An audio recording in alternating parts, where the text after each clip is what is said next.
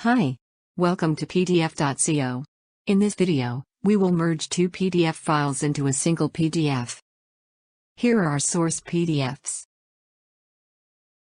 To get started, let's choose PDF.co as the app, and the PDF merger as the action event.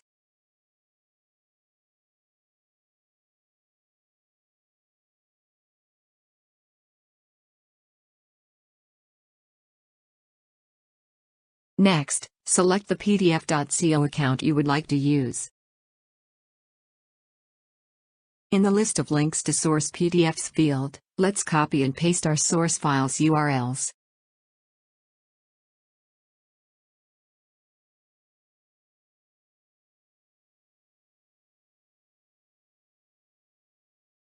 Under Auto-Convert Non-PDF Files, let's leave the default value to false.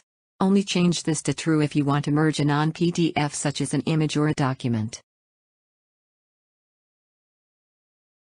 Now, let's test and review our PDF merger action.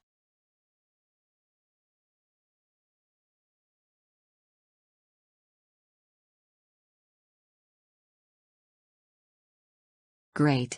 Let's copy and paste the URL to see the result.